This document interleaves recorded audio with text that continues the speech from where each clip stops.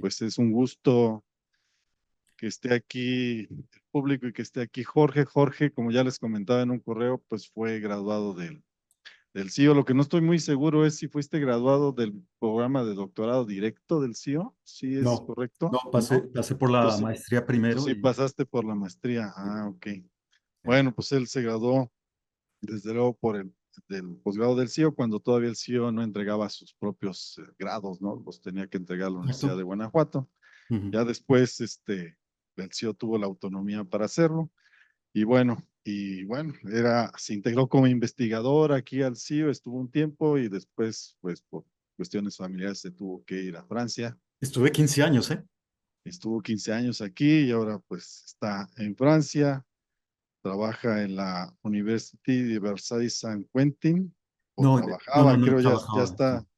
ya está ahora en el ¿qué? Laboratorio Nacional de Metrología Metrología. y Ensayos Así es. y hace pues instrumentación científica. Se les mandó la reseña, espero que hayan tenido oportunidad de verla, pero pues es investigador nacional del sistema de investigadores, aunque esté en Francia, ¿verdad? No reciben el estímulo económico, pero tienen el reconocimiento. Entonces, Ya no por más tiempo, porque llegó hasta diciembre y como hubo una modificación en la ley en 2023, ya están apareció en el excluidos boletín estamos excluidos. los que están en el extranjero. Bueno, lástima. Entonces creí que podía llegar al 3 este año y Y no, ya pues no doy bueno, ni para candidato. bueno.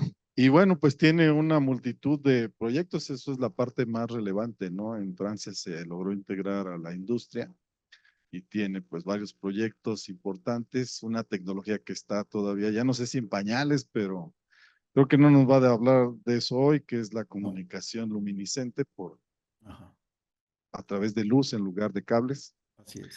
Pero bueno, hoy nos va a hablar pues de una visión que tiene de cómo se empalma la electrónica con la óptica y pues desde su punto de vista eso es lo que llamamos fotónica, ¿no? Bueno, Y es una de pues las partes, ya lo veremos, ya veremos las este, definiciones, ¿no? exactamente. Entonces, pues gracias Jorge y pues De todos nada. tuyos 40 minutos para que les despiertes las neuronas. Vale, pues, Adelante. bien. En el LNE LNE, perdón, es el equivalente exacto al CENAM en México, el que está en Querétaro. Se hace investigación, metrología, pruebas, certificación e innovación. Además de, bueno, es esencialmente eso.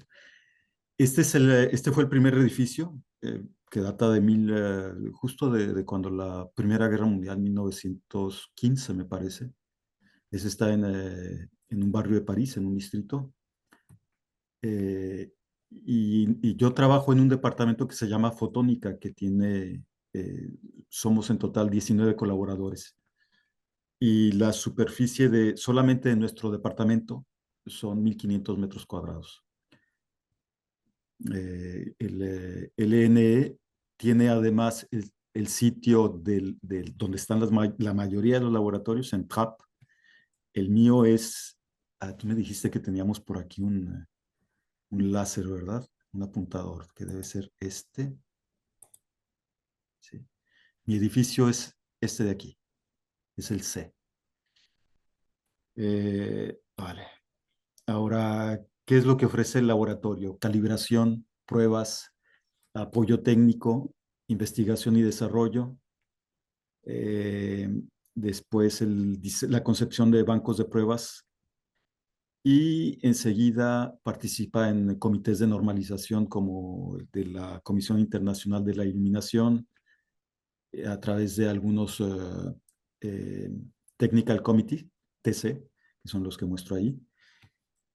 Yo participo en esta actividad y en esta actividad. Es decir, a la vez trabajo en la parte de desarrollo industrial, que es esto, y en la parte de investigación.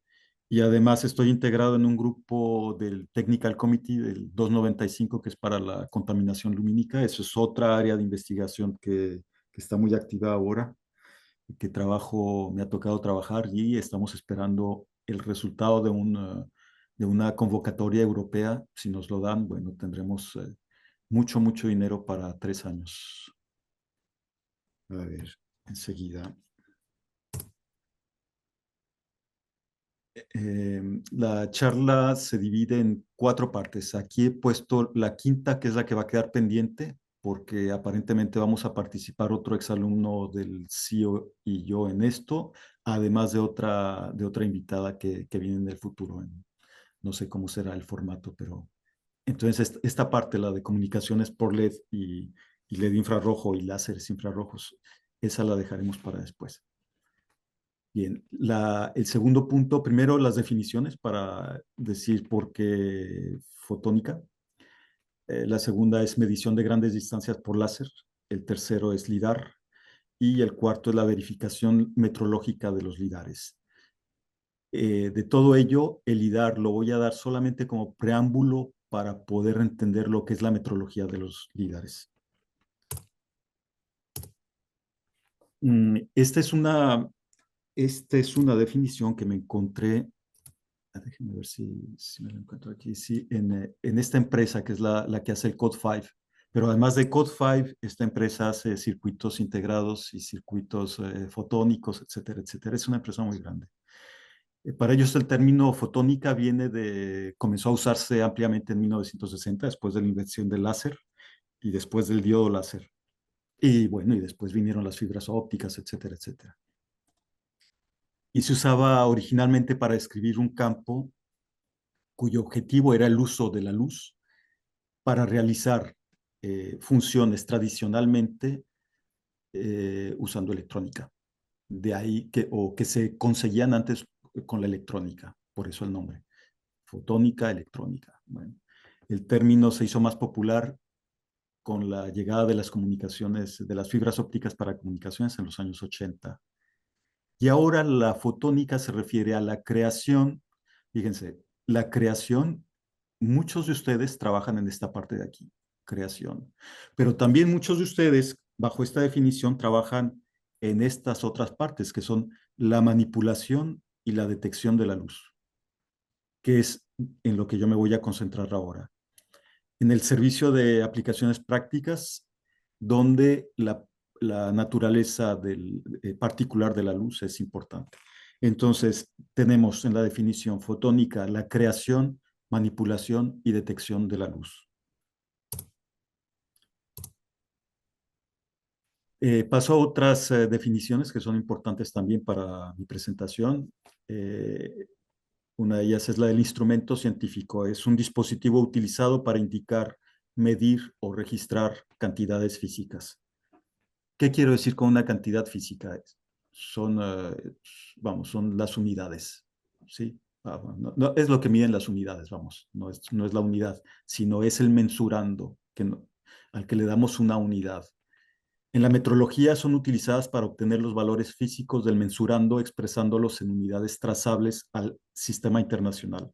Ahora, la unidad trazable, ser trazable al sistema internacional significa que podamos llegar a través de ciertas etapas hacia una de las 7 cantidades fundamentales de la física, bueno, perdón, de las mediciones, y una de ellas es el segundo, otra es el metro, otra más es el kilogramo, que ahora ya ha sido desmaterializado, otra más, bueno, es la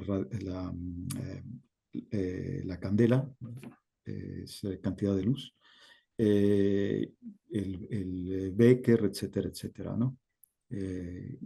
La temperatura, bueno, tenemos 7 cantidades.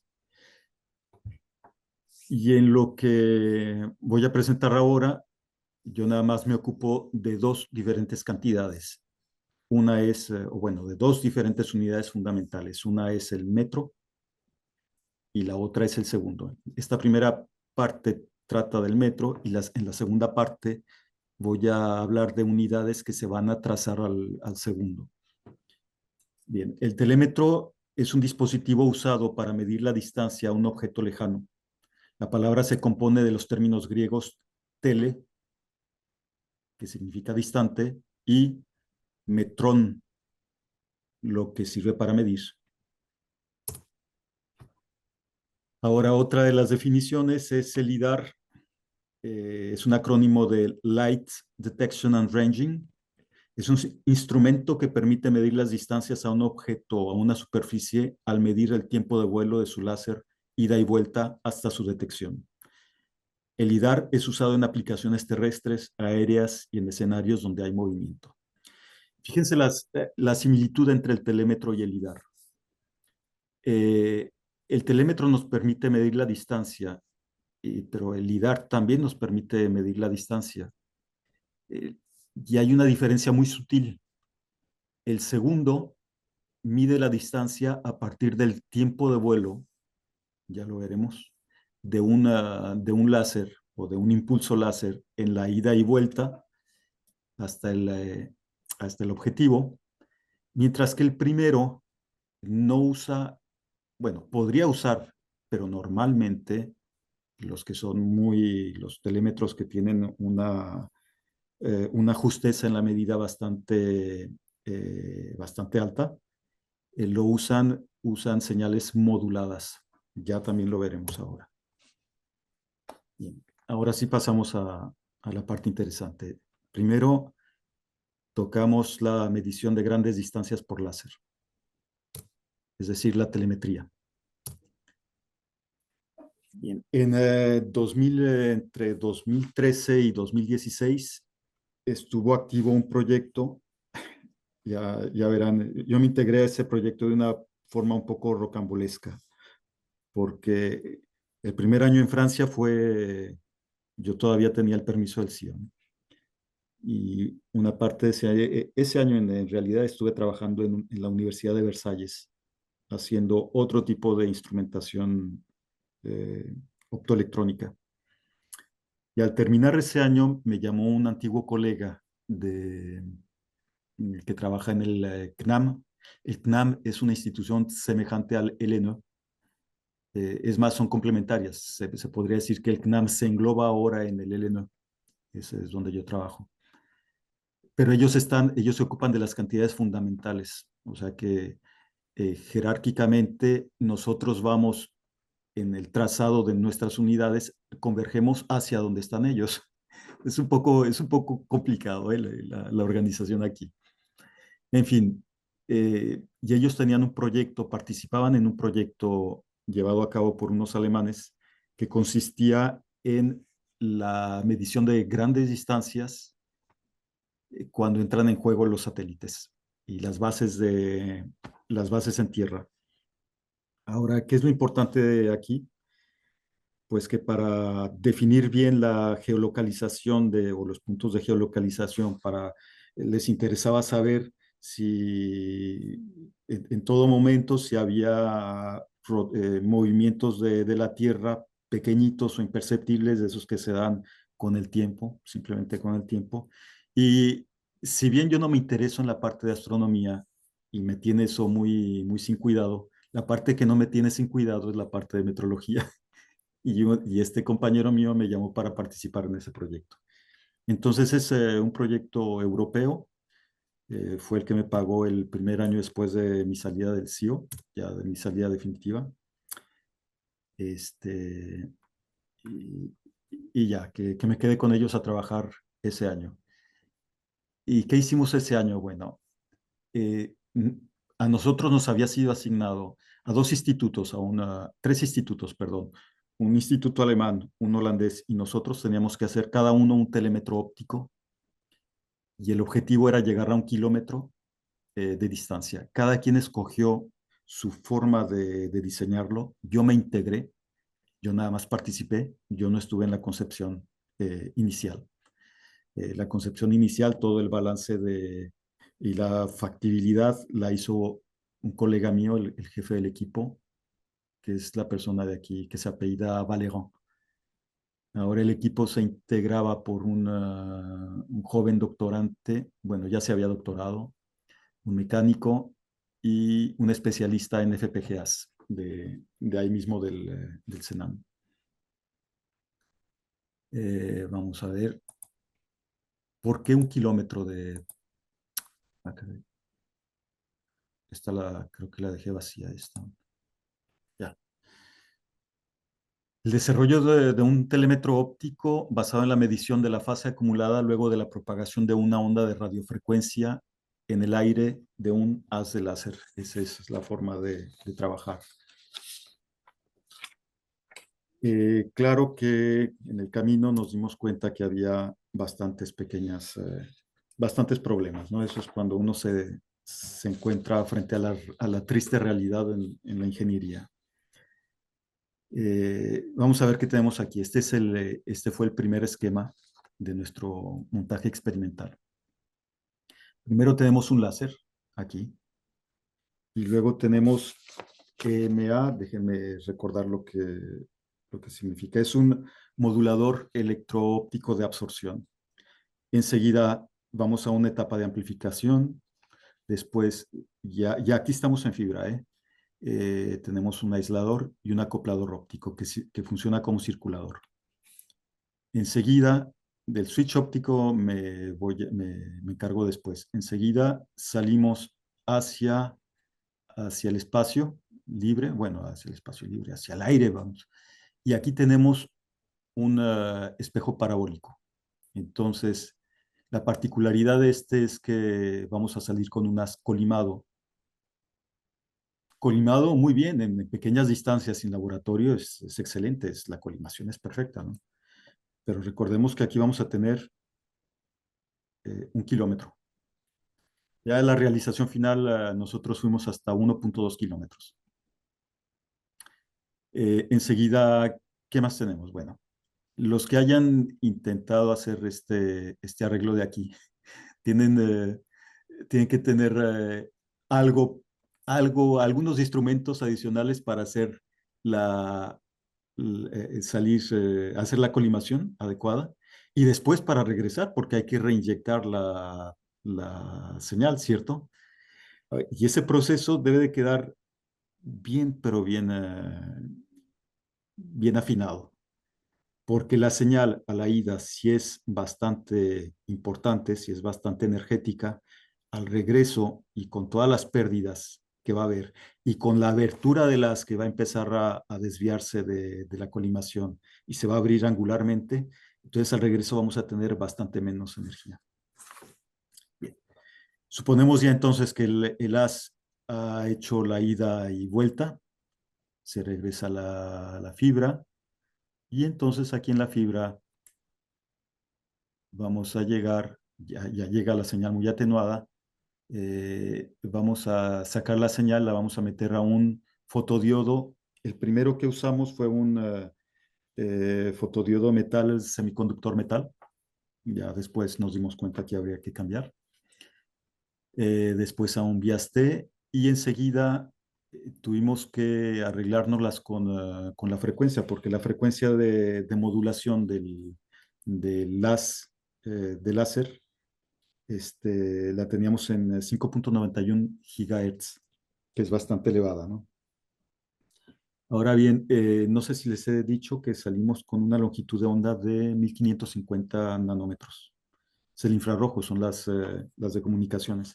En realidad todo esto que estamos usando aquí, todo esto es lo que se usa en telecomunicaciones por fibra óptica. Hemos bajado la señal a a una frecuencia intermedia usando 10 megahertz para poder hacer la medición de de la fase acumulada en este phase meter que está hecho con un FPGA y que no nos permite detección a las frecuencias tan elevadas como la de modulación. Bien, este fue el primer montaje experimental.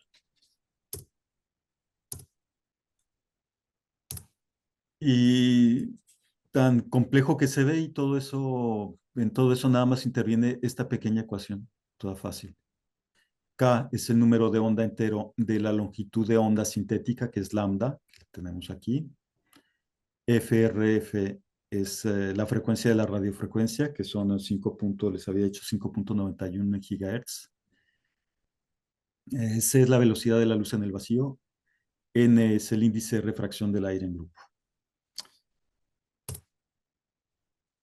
La resolución de la distancia es una función de la longitud de onda sintética. A mayor modulación de frecuencia, mejor resolución. Sin embargo, las señales de alta frecuencia no pueden ser medidas directamente con un phase meter, como el que les mostré hace un momento. Y es por eso que hemos hecho la down conversion para una frecuencia intermedia de 10 MHz. Y finalmente vienen los primeros resultados ya publicables. Eso fue en 2000, lo publicamos ya en 2015, porque nos encontramos con que había efectos de la amplitud, de la conversión de fase a amplitud. Y eso es muy malo porque no veíamos la señal. A ver, en todo este instrumento, como son radiofrecuencias, son frecuencias realmente muy altas, todo provoca ruido, absolutamente todo. Entonces, si bien usamos nosotros elementos off the shelf, tuvimos que hacernos por nuestra cuenta el blindaje de radiofrecuencias, bueno, un blindaje electromagnético adecuado.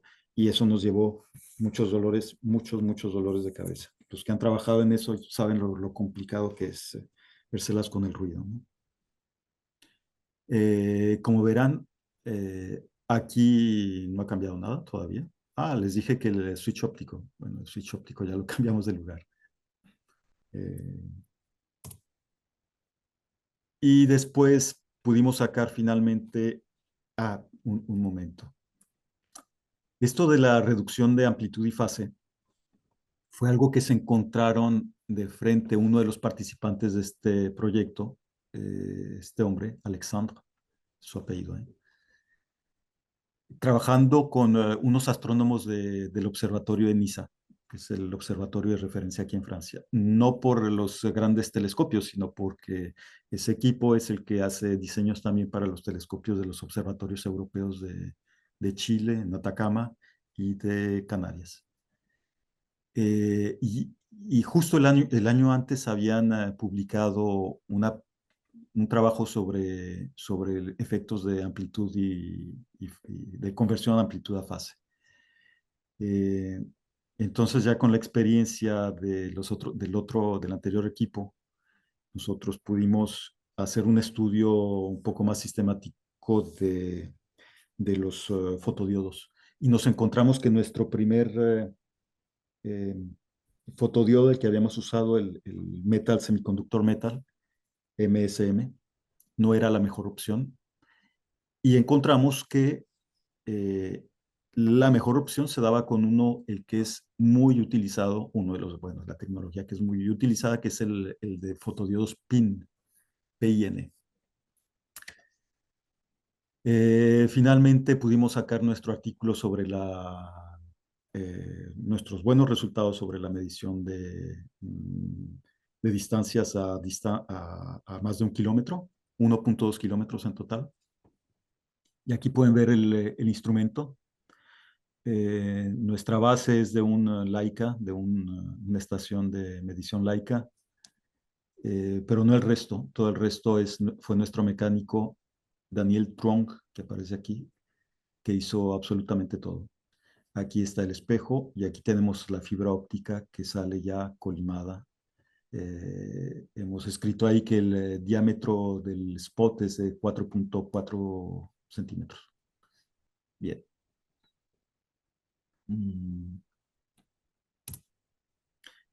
Ahora, este es el tipo de resultados que tenemos. Fíjense que aquí lo que vemos son puntos de medición y vemos, bueno, después hay que hacer la medida de todo eso y sacar la desviación estándar, la varianza, etcétera. Pero nos encontramos que temporalmente hay una deriva, una pequeña deriva, que es de 122 micrómetros para en 50, poco más de 50 segundos. Y esto fue para una distancia de 970 metros. Eh, y eso fue con un MSM. Ahora, la siguiente.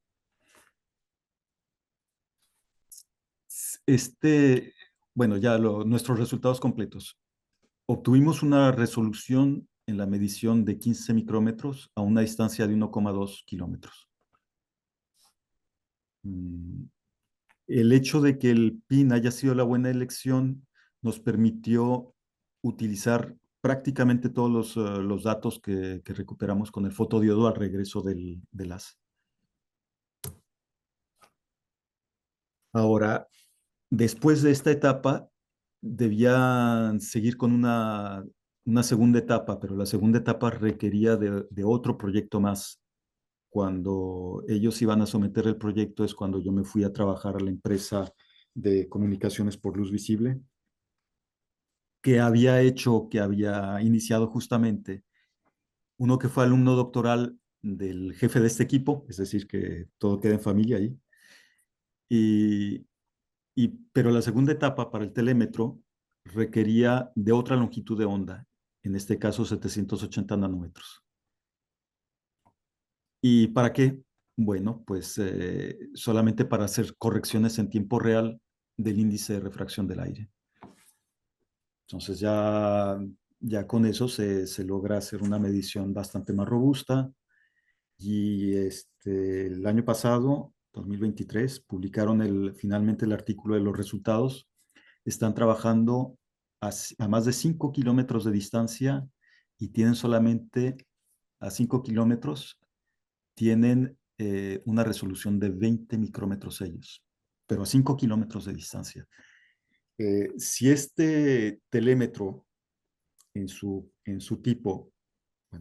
bueno, de todos los tipos en realidad, hizo un récord de medición de distancia con esta alta resolución, un récord que todavía no está igualado. El de 5 kilómetros que hicieron después, ese rompió su propio récord, pero con mucho, ¿no? Y finalmente, los telémetros hechos por el equipo alemán y el holandés no dieron los resultados esperados. Ellos usaban otra tecnología basada en peines de frecuencia. No funcionó la cosa como ellos querían y abandonaron eso. Vale. Ahora sí paso al LIDAR.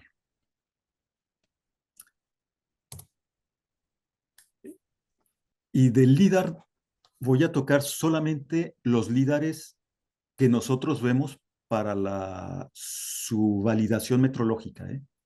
Porque hay LIDARes para todo. Hay LIDARes que se embarcan en un avión y permiten ver lo que ven en realidad son objetos, como ven distancia, entonces ven objetos y es así como han visto la ciudad de Tamaya en el estado de Campeche, ¿no? Y tiene no sé cuántos, 5,000 estructuras, me parece que leí hace unos cuantos días. Bien, pero ese es otro tipo de LIDARes.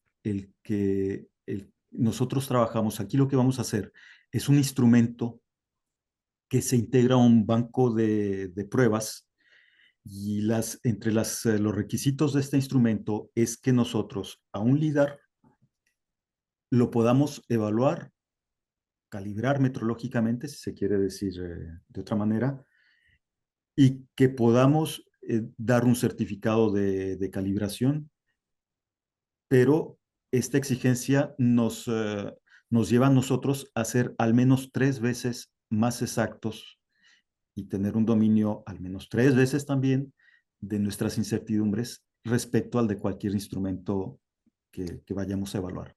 Es decir, nuestro instrumento para calibración debe ser 3 veces superior a cualquier instrumento que vayamos a calibrar. Bien. ¿En qué consiste el LIDAR? Bueno, un LIDAR envía una señal a un objeto y al regreso del objeto toma el tiempo que ha tardado en la ida y en la vuelta y a manera de telémetro lo guarda en el registro. Enseguida vuelve a hacer un disparo el LIDAR eh, desde una posición diferente. Suponemos que el objeto es un vehículo y que se ha movido a otra distancia y medimos nuevamente el tiempo de vuelo y entonces así es como vamos a obtener el diferencial de distancia en el diferencial de tiempo que le ha tomado entre un pulso y el otro hacer el recorrido, el segundo recorrido. Ahora, este LIDAR es un LIDAR que llamaríamos 1D, una dimensión, porque nada más hace una ida y vuelta en forma rectilínea. Pero no es el único tipo de LIDAR. Por ejemplo, aquí tenemos estas imágenes, las saqué de la Wikipedia y de la red, ¿eh? O sea, no puse ni siquiera los créditos, me ha faltado tiempo para hacerlo. Pero en este caso tenemos un LIDAR de 2D que lo único que va a hacer es girar el espejo 360 grados. Y cada que pasa y está aventando los impulsos, y bueno, el objeto, cualquier objeto que esté enfrente de él, va a enviar la señal de regreso. Si hay 10 objetos o 15 objetos o 30 objetos que lo circundan, teniendo al LIDAR en el centro, entonces pues hará el regreso de la señal de regreso, le dirá que hay ciertos objetos que están ahí y que tienen un cierto ancho, pero no más. Si se quiere conocer el volumen de los objetos, entonces se pasa a otro tipo de LIDAR, que es el de LIDAR 3D. Un LIDAR 3D tiene, hay no sé cuántas configuraciones hay, pero al menos hay dos que son las que les muestro aquí. En el primer caso, se trata de un LIDAR 2D, pero que tiene aquí una perilla para hacerlo también, obligarlo a hacer un escaneo en altura.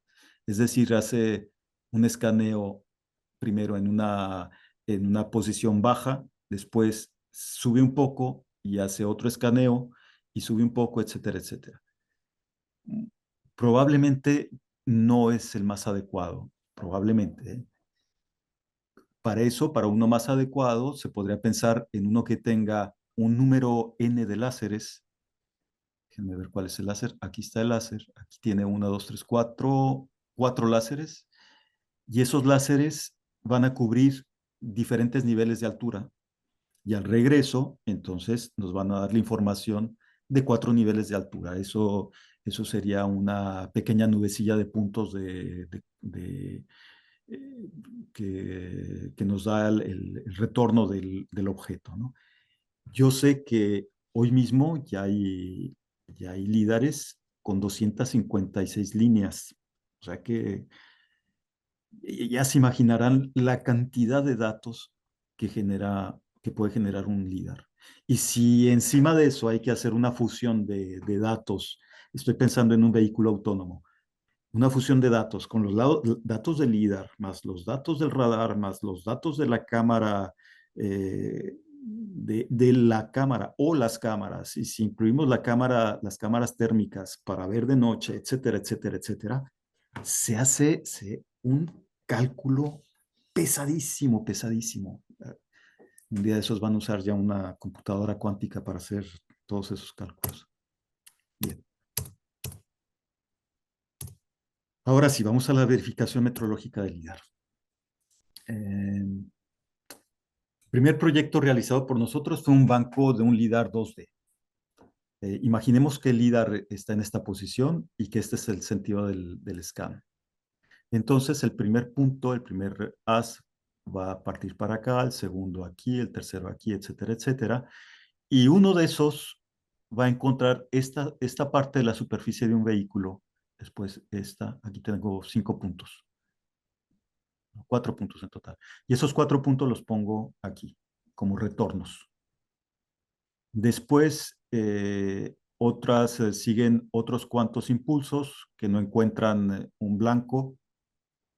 Y después encuentro a un vehículo que viene un poco más cerca. Y como los impulsos son periódicos, van a tocar a este vehículo en diferentes posiciones. Todas estas. Bueno, nosotros tomamos para el láser, el tipo de láseres que evaluamos, que se ponen en carretera, se ponen para sacar multas a los vehículos que van a exceso de velocidad. Ya me sacaron una multa a mí. Que me he hecho el harakiri yo mismo. Porque además tengo que decirles que los líderes son encanijadamente exactos en la medida. Pero brutal, ahí no hay de que se van más allá de 1 kilómetro, no, es al kilómetro. Nuestros coches ya no son tan exactos, pero un láser de LIDAR es súper exacto. Bueno, a ver, pero ¿qué hay que tener en cuenta cuando nosotros vamos a enviar un as? Bueno, pues vamos a tomar en cuenta el perfil del as. Bueno, eso es lo que hace el as, ¿no? Y, y nosotros decimos, vamos a hacer el banco porque hasta ahora lo que se ha hecho es que para evaluar ese tipo de lídares se usa un radar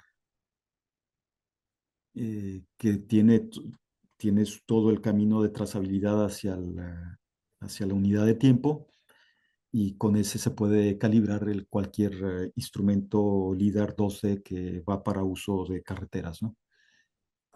Eh, pero ya los operadores que son del ELN están muy cansados de hacer ese trabajo en los días de viento, de frío, de agua, donde las temperaturas son fastidiosas, es muy pesado realmente, es muy, muy pesado. Imagínense en México, que es lo opuesto, con tanto calor también sería muy pesado. Vale. Ahora, en este caso, nosotros nos encontramos como eh, puedo decir, inconvenientes principales, la baja velocidad del vehículo que viene enfrente. Parece raro, pero no son las altas velocidades el problema, y es fácil de decirlo por qué. Pensemos en un vehículo que avanza a 200 kilómetros por hora. Entre un pulso y el siguiente periodo, el siguiente paso de tiempo hasta el siguiente periodo, probablemente el vehículo ha recorrido 80 centímetros o 90 centímetros o 1 metro, ¿cierto? Pero a una distancia muy baja apenas ha recorrido ciertos centímetros. Bueno, y esos centímetros son los que nos imponen un problema. Uf. Eh, y eso nos impone un problema a nivel de algún fenómeno que se llama jitter. Los que están en electrónica y algunos de fotónica ya lo conocen. El jitter simplemente es que un impulso puede no estar puede no tener el periodo exacto, vamos, sino que puede estar un poco adelantado o un poco atrasado. Nosotros generamos con una simulación nuestra señal de nuestros impulsos y después vemos lo que pasa con el vehículo. Ahí tenemos un ejemplo de lo que pasa. Esa es nuestra simulación en la view. Y este es nuestro pequeño instrumento.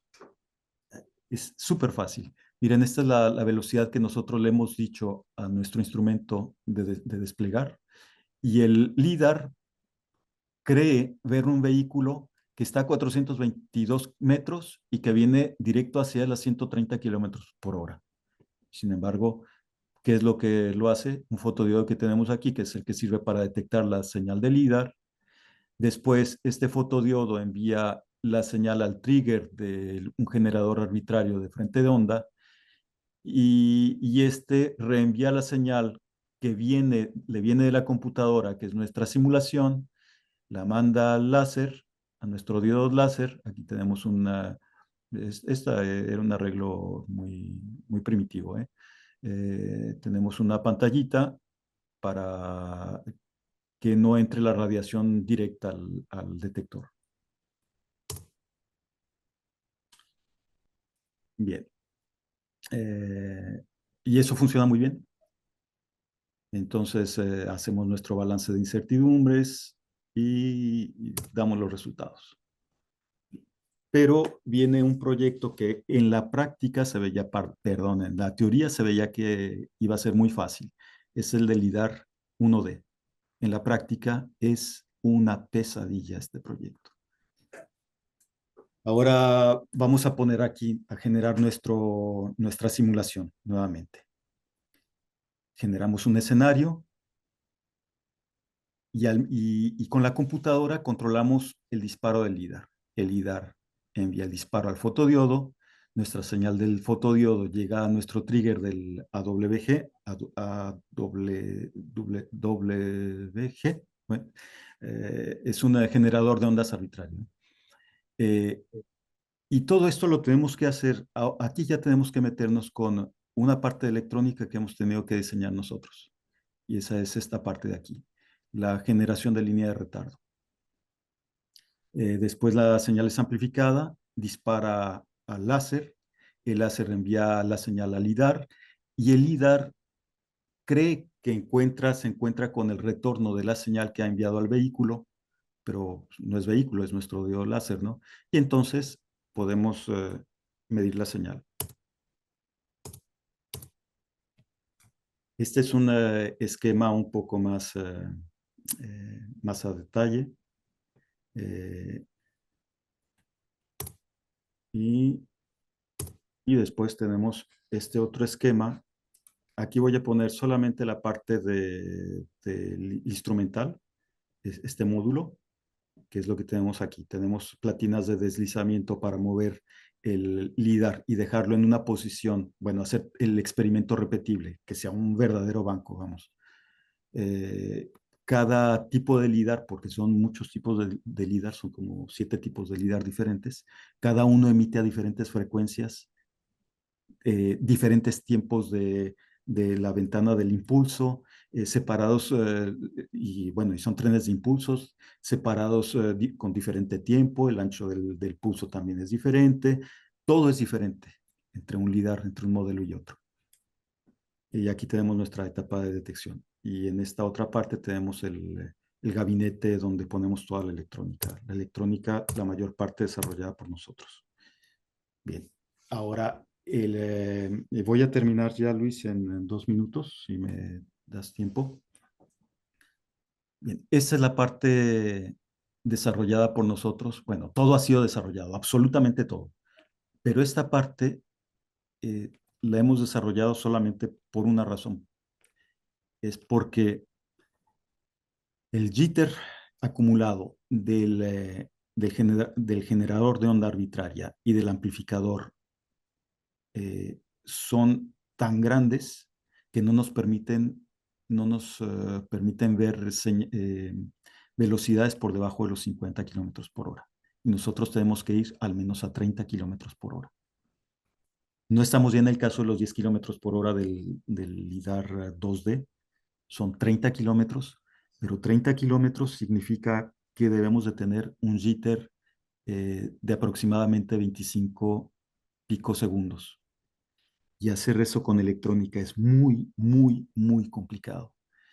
La línea de retardo que hemos puesto aquí es una línea de retardo con un componente electrónico eh, que se tiene que programar además. Ya no se hacen, logramos comprar unos cuantos. Ahora todo lo poco que hemos visto que ha salido de líneas de retardo, un solo artículo, lo han hecho con FPGA, pero no han llegado, están muy lejos de llegar a las exigencias que se nos piden a nosotros. O sea, ellos están en más, creo que estaban con 40 o 50 picosegundos. Nosotros debemos de estar en 25 segundos y si queremos ir a velocidades más bajas, estamos buscando los 5 picosegundos.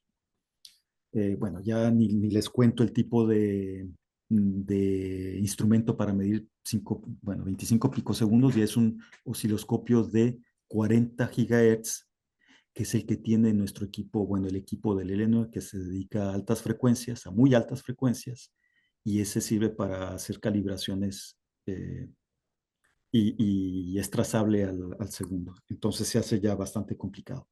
La segunda cosa con estos osciloscopios que nos permitirían llegar a los 5 picosegundos es que el que necesitamos es de 100 gigahertz para llegar ahí. Amén de que podamos con toda la electrónica, ¿eh? Pero ya la primera etapa es tener un instrumento que nos permita observar que lo que estamos haciendo con la electrónica sí es válido. Y 100 gigahertz estamos hablando ya de 100,000 euros. O sea que ya el equipo es muy, pero muy caro.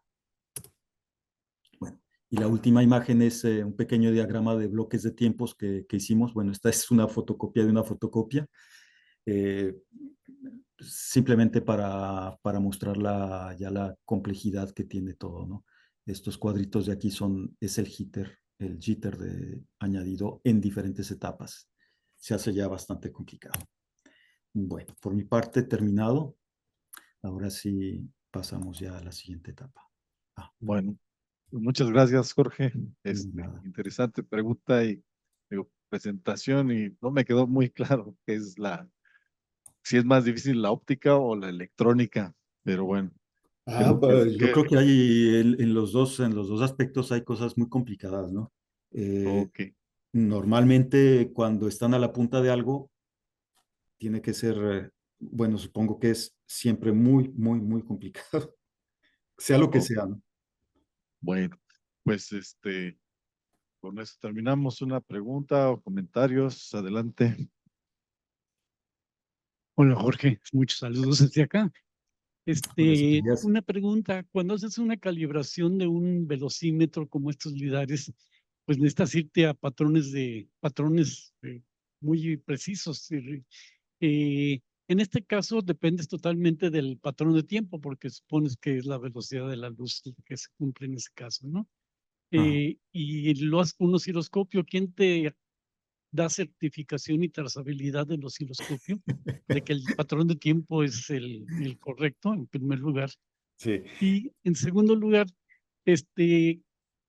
¿cómo se puede hacer? Bueno, ¿a quién le importa si el instrumento es impreciso a los 20 o a los 30 kilómetros? A mí me preocuparía que fuera impreciso a los 60, porque entonces ya tendría que discutir con el agente de tránsito de que si era 60, 61 o 59, ¿no? Ujú. Gracias. Bien, la primera es sobre la calibración. Ahí tendríamos que hablar de la calibración del osciloscopio. Afortunadamente, yo no estoy en esa área, yo soy usuario y el equipo es el departamento de radiofrecuencias el que se encarga de esa calibración, pero podríamos decir que lo hacen un poco en interno, porque ellos van al Observatorio de París, que es el que tiene la potestad sobre la unidad de tiempo. Forma parte también del LNE, pero como entidad, eh, es un poco complicado, porque hasta el Comisariado de Energía Atómica tiene un laboratorio que está metrológicamente bajo el cobijo del ELENO, que es donde yo trabajo. Y en ese mismo sentido está el Observatorio de París. Ahora, ¿cómo pasan ellos de un reloj atómico al, al osciloscopio? No sé, no sé. Algún día te lo voy a investigar, pero de momento no lo sé. La segunda pregunta era que por qué 30 kilómetros y no 100 kilómetros, 60 kilómetros, ¿no? Pues es Por- sencillo, porque aquí las multas se ponen por las limitaciones. Si te dicen aquí en esta sección es a 20 kilómetros por hora y está un tipo de mala fe, una policía actuando de mala fe y esperando clientes, pues te va a multar, ¿eh? Y la multa es por un exceso de 5 kilómetros por hora, que es el límite del vehículo, de exactitud de justeza de tu vehículo, ¿eh? Son 5 kilómetros, no te dan más. Por encima de 100 kilómetros te empiezan a dar 1 kilómetro por cada 10. O sea, si vas a 110 kilómetros por hora y circulas a 116, no te hacen multa, pero si, perdón, abajo de 116 no te hacen multa, pero si llegas a 116 en ese momento, se dispara el lidar o el radar y te hacen el flash, la foto de tu matrícula y a pagar. Y se paga caro. Entonces, eso es una buena fuente de ingresos para el Estado, ¿eh? Por eso es por lo que también hay que ser muy cuidadosos con los 20 o los 30 kilómetros por hora. ¿Algún otro comentario? ¿No? De momento, ¿en Aguascalientes tienen algún comentario o pregunta? Hola Luis Armando, muchas gracias, no, de momento no, muchas gracias por la Bueno, presentación. ok, a ver, aquí. Ujú. Gracias. ¿Qué tal, Jorge? Bueno, pues me da gusto saludarte y gracias por presentarnos tu trabajo. Eh, y me llama la atención el telémetro, que presentaste, que pues nos mencionas que tiene una resolución de hasta 15 micras, ¿no? Y bueno, Ujú. pues es una de las aplicaciones en las que uno ve lo crítico que es conocer el índice de refracción del aire. Normalmente lo asumimos como uno, ¿no? Para la mayoría de las aplicaciones o los ejercicios que solemos resolver en problemas, digamos, en cursos, ¿no? Ujú.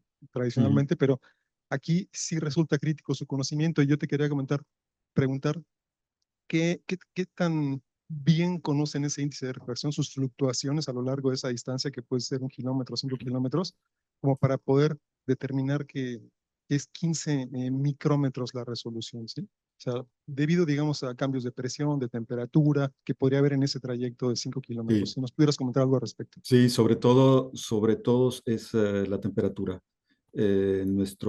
Teníamos bastante controlados nuestros cambios de temperatura por pocos termómetros que pusimos en el camino y las variaciones durante los tiempos de medición, porque son mediciones muy, muy rápidas, ¿eh? Entonces la variación afortunadamente no es muy alta. Para un segundo, son de 0,15 grados Celsius. Y después de ello, las correcciones que tengas que hacer las haces a través de la ecuación de Edlen o de una de las ecuaciones corregidas de Edlen, porque ya hay equipos completos trabajando en esas correcciones, ¿no? Nosotros no somos tan sensibles a esas variaciones. Eh, pero todo eso se puede corregir con la segunda longitud de onda. Y es por ello por lo que el equipo buscaba un poco más de dinero para pasar a los 750 nanómetros. Que fue finalmente Gracias. lo que hicieron, sí llegaron. Ok, bien, gracias. Y una segunda pregunta, respecto a la sensibilidad, digamos, de los detectores, ¿no? De luz en el LIDAR. Eh, Se manda la señal al objeto, regresa y regresa bastante atenuada, o podría regresar bastante atenuada. Ajá. Y me llama la atención esa sensibilidad que se requiere tener para poder, pues ya determinar la velocidad del objeto y comparándolo un poco también con, pues, el sistema que se usa para conocer la distancia a la que se encuentra la Luna, basada en los retroreflectores de esquina de cubo dejados por una misión Apolo, ¿no? En la que Ujú. se mandan un haz pulsado a la Luna y pues se conoce el tiempo de vuelo y se puede determinar con bastante precisión la distancia a la que se encuentra Ujú. la Luna y cómo va cambiando eso a lo largo del tiempo. Acá, si nos pudieras comentar un poquito más acerca de esa sensibilidad de los detectores Mm. Mira, cada LIDAR para nosotros es una caja negra. Esa parte también es muy complicada en el proyecto, porque nosotros hicimos las primeras pruebas que hicimos, funcionaron muy bien para 2 o 3 tipos de LIDARes que funcionan a frecuencias de pulso, es decir, en- los trenes de pulso los mandan a 200 Hz, entonces es muy bajo. Y eso no nos dio ningún problema, aún sin conocer lo que estaba dentro, ¿no? El problema viene cuando te encuentras con líderes más viejos, de hace 20 años, que te mandan hasta el final, o unos muy, muy nuevos, de muy nueva generación, y que funcionan a frecuencias de 4000 Hz o 2700 Hz. Esos ya nos ponen en un gran problema, porque lo que está dentro del LIDAR, el fotodetector del LIDAR, que debe ser una buena cosa, no sé si es uno de avalanchas, probable, no sé cuál usan realmente. Este, con los pocos fotones que llegan de regreso, con eso tienen suficiente para recuperar la señal. Entonces, y nosotros, sin embargo, no sabemos nada de lo que hay dentro, ¿no? Bueno, gracias. Ya por último, quisiera si nos pudieras compartir un poquito acerca de tu experiencia como egresado del CIO, pues trabajando en Francia, ¿no? Ahora, Mm. por allá, un poco también para, pues quizá para los estudiantes mismos del CIO, ¿no? Que a lo mejor sería interesante conocer tu experiencia integrándote a un equipo que supongo que es multinacional, por allá, de colaboradores, y qué tan difícil, digamos, a lo mejor puede llegar a ser, o no, ¿sí? Gracias. Ujú. Pues mira que cuando te encuentras sin trabajo aceptas lo que te den, ¿eh? Entonces, para mí 2010, 2012, 13, en 2013 cuando ya salí del CIO, el 2014 me fui al equipo de París, ese de los telémetros, y el problema es que no hay trabajo. eh, Primero, no es fácil encontrar trabajo si no te conoce nadie. Yo estuve saltando de uno a otro simplemente porque conocía gente. Ya en el primero, donde tuve un trabajo ya de tiempo completo, que fue la empresa donde se hacía comunicaciones por LED. eh, Ese trabajo, mira, estamos preparados nosotros para, cualquiera de ustedes está preparado para trabajar en un país de primer mundo. Y me parece que incluso es más fácil trabajar en Estados Unidos porque es un equipo el que hace el trabajo de que podría ser una persona en Francia o en España o en Italia, ¿no? En Alemania todavía tienen un poco más de gente que en Francia o en España o en Italia. Es decir, en los países latinos de Europa, ellos son más ávaros con los recursos humanos y obligan a que los ingenieros se den a fondo. En Alemania es un poco más tranquilo y en Estados Unidos es la flojera, ¿eh? Allá se van a rascar ahí donde ya saben, porque les pueden hacer muy pocas cosas. Ahora, les voy a contar que en la empresa esta de comunicaciones por luz visible, eh, primero me recomendaron que llevara a un mexicano, bueno, a alguien conocido. Se fue un estudiante de doctorado del IFUG, ahora es la Universidad de Guanajuato, Wetzin Pérez, de electrónico. Y cuando coincidimos ahí nos hicimos muy buenos amigos los dos. Muy bueno como electrónico, pero realmente muy, muy bueno. Y lo que hizo él fue llevar a otros mexicanos porque, oh cosa curiosa, ya verán por qué, los franceses dejaron de preparar a su gente en electrónica analógica. Y es importantísima la electrónica analógica, pero importantísima. Y también los franceses, a pesar de que de que se usa mucho aquí la tecnología de FPGAs para hacer el desarrollo electrónico, no son tantos los electrónicos que está formando Francia, ¿eh? No hay tantas vocaciones. Entonces, Francia se encuentra con una necesidad enorme de ingenieros en electrónica analógica y de ingenieros en FPGA. Y si les dijera lo que gana un ingeniero en FPGA, especialista en FPGA, Dinos, especialista, dinos. es el doble de lo que yo gano, es el doble. Eh, entonces, sí, que sea mexicano, que sea africano, que sea asiático, se lo llevan rapidísimo. Ellos no les tiembla la mano, ¿eh? Se lo roban a quien se lo roben. Yo ya he recomendado a uno, que fue mi estudiante doctoral, eh, mientras estuve en esta empresa, venía de Bangladesh, le di la recomendación para irse a Irlanda y fue él al que seleccionaron. ¿Todo por qué? Porque era muy bueno en FPGA. Entonces, México no prepara mal a sus estudiantes. Los que nos pasa en México es que no tenemos empresas de base tecnológica. Ese es el gran problema de México. Y no nos animamos, no sé, como que tenemos miedo, estamos apocados y pensamos que, no sé por qué, la verdad. O no hay apoyos de CONACYT, yo qué sé. Ya estoy desconectado de México, pero sí les puedo decir que los estudiantes mexicanos y latinoamericanos en general, ninguno demerita. La formación es al menos la esencial. Nadie demerita. Ok.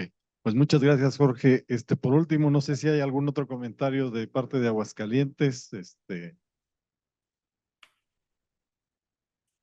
Carlos, ¿no? Bueno, pues entonces les Gracias, agradezco a gracias. todos, muchas gracias por haber estado aquí.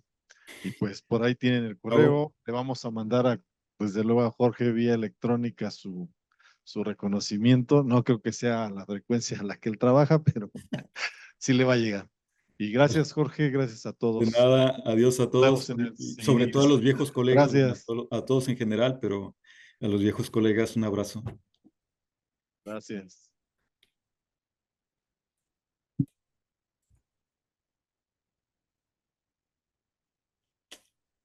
¿Cómo apago aquí? Listo, Jorge. Bien, yo creo Pues que al rato te mando tu, vale, gracias. el ese lo elaboraron en inglés, sí está bien, ¿no? Creo Sí, que sí, que- sí, no hay bueno, no sé problema. si lo uses allá, si usan esas cosas o ni se fijan en No, ni eso. siquiera, fíjate. Yo puedo publicar Sí. lo que quieras, aquí les tienes sin cuidado, ¿eh? Ah, sí. O Sí. sea, el chiste son los resultados, la Aquí lo que se mide, ingeniería. aquí lo que se mide son los proyectos. Pues sí, Sí. sí. Es No, pues tienes muchos proyectos, al menos allá hay más dinero, aquí no hay nada. eso es terrible, Luis. Eso es terrible. Y va Sí. a seguir así 6 años, ¿no? Ah, sí. En México, pues sí, es lo más probable. No, pues No, con esta tipa. no sé. Sigue Pero la pues sí, escuelita de su papito. Pues, ¿qué te pues puedo decir? sí, sí, no. ¿Qué va a haber? Bueno, Vale, pues ya pues para que te vayas a descansar, ¿qué horas son ahorita? Ya, las 7:02. las 7:02, todavía vas a viajar a la casa. No está tan Bueno. lejos, tengo que recuperar a mi hija para llevarla al catecismo. Ah, Soy, bueno, soy está de los, bien. soy de los pocos que todavía No, estaría estás llevando. igual. Yo también llevo todos los sábados a mi hija al catecismo y el domingo a misa. Ajá, yo también. Yo Es también. ineludible. Fíjate que el hecho, empecé a tomarte a ti bastante amistad el primer día que fui a tu oficina y que tenías un Cristo en tu oficina. Y ese Pues es día que dije, no, no puede estar prohibido, ¿no? ¿Por qué va a no, estar este hombre tiene prohibido? huevos para sobreponerse a toda la bola de anticlericales que están en su edificio, ¿no? Pues sí, ¿no? Sí, O sí, sea, sí. y bueno, la gente es no sé, son prejuicios, ¿no? Porque yo lo que veo es que usualmente la gente te conoce y, eres científico, ok, padre y todo. Y luego de repente, tarde o temprano sale, pero ustedes son ateos, ¿no? Y dices tú, bueno, ¿quién te dijo? Porque ¿de Ya, dónde sacas esa idea? O sea, sí, ya ves cómo nos... yo nunca he dicho que sea ateo, ¿no? Soy Ajá. científico, eso está claro, Claro, pero es que no por eso debería no ser puedes tener desacreditado, ¿no? creencias, ¿no? Cada quien Ujú. sus creencias. Claro. Pero sí, así es. Ni Pero modos. eso se nos dice nada más a los católicos, a los musulmanes no los fastidian, ¿eh? Pues sí. Ni, Pues ni a también los la iglesia, shintoístas, ni a nadie, ni a los budistas, no, a pues nadie. sí. A lo mejor sí hay que reconocer que yo digo también la iglesia católica ha hecho sus cosillas, ¿no? Pues eso Sí. ni modos, pero Hecha de pues humanos, cada ¿no? quien, ¿no? Pues Hecha por sí, humanos, finalmente. sí, sí, es lo que yo les digo, ¿no? Una cosa es tu creencia, la iglesia es otra cosa. Pues sí. La iglesia es una institución humana, Eh, eso es diferente. Pero bueno, sale pues, muchas Vale, gracias pues, Jorge, y luego nos cuídate. ponemos de acuerdo para esa mesa de debate ahí sobre el Sí, sí, diseño sí. no convencional. Sí, esa sí se lleva, fíjate que ahí Sí, sí vamos a hablar de comunicaciones por luz visible, porque el diseño óptico, tal como lo hacemos Camilo y yo, este, las imposiciones tan duras de comunicaciones fue lo cambiar que a nos obligó a hacer la teoría esta de freeform. de forma libre. Pues sí, eso tiene que ser lo de hoy, ¿no? Pero Sí, sí, sí. vamos a ver si en el CIO ya comienza a hacer algo de eso. Sí. Hecho pues, Vale, pues cuídate. gracias. Adiós. Ahí nos desconectamos. Bye. Adiós.